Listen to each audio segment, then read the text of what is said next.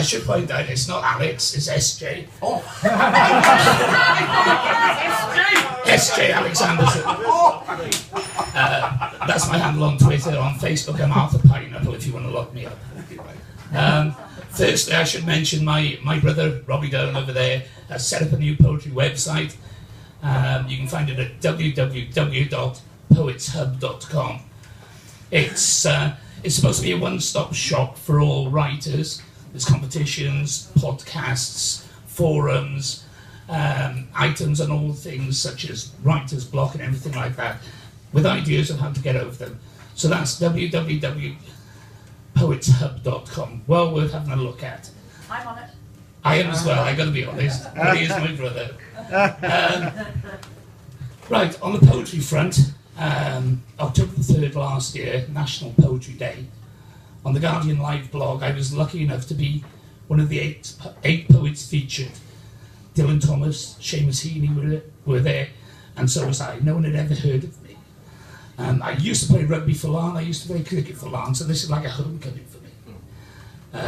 In fact, I had photos of me on the wall many years ago, not there anymore. The poem that was featured in The Guardian is another prison poem, and it's entitled "To Those Who Stand Out in the Rain."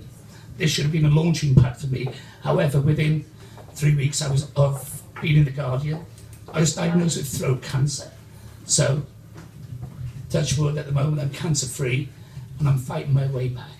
So here we go. Well done, boy. Thank you. Thank you very much. So here we go, and it's entitled "To Those Who Stand Out in the Rain."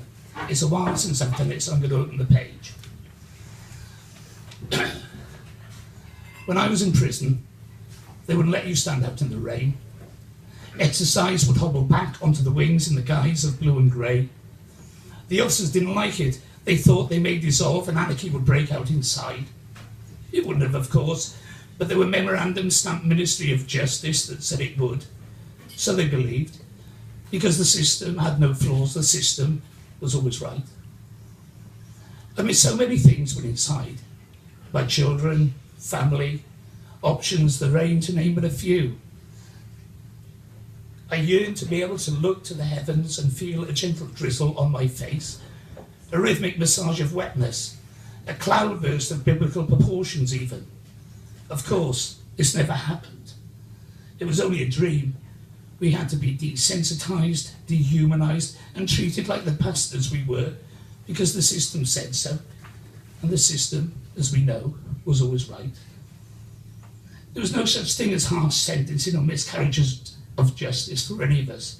We were criminals and, as such, had to be punished at every opportunity.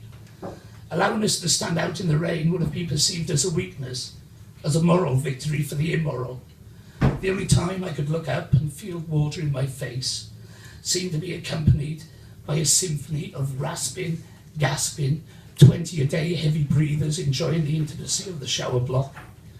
The reality was obscene, but the system had no problem with it, and the system, as we know, was always right. The day I was released, it rained, and I had the opportunity to stand out in it. My sister told me to get into the car, but I wouldn't, and she didn't understand. It was a gift from nature to appease the unnatural life that I'd had to endure for 17 months. It felt good. It felt better than good. She could not tell that there were tears on my face as well as rain. Now, 12 months on, I still stand out in the rain and use the time to think positively about my future.